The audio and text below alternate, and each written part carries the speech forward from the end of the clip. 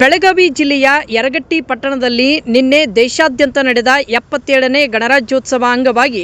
ಯರಗಟ್ಟಿ ತಾಲೂಕಾಡಳಿತ ವತಿಯಿಂದ ಅತ್ಯುತ್ತಮ ಸೇವೆ ಸಾಧಕ ಪ್ರಶಸ್ತಿಗೆ ಭಾಜನರಾದ ಆರೋಗ್ಯ ಇಲಾಖೆಯಲ್ಲಿ ಕಾರ್ಯನಿರ್ವಹಿಸುತ್ತಿದ್ದ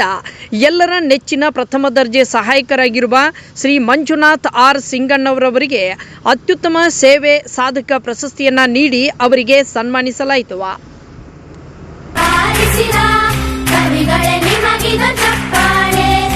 ದೇಶವ ಕಾಯುವ ಯೋಧರಿಗೆ ನಮ್ಮೆದೆಯಾಳದ ಚಪ್ಪಾಳೆ ಅನ್ನವ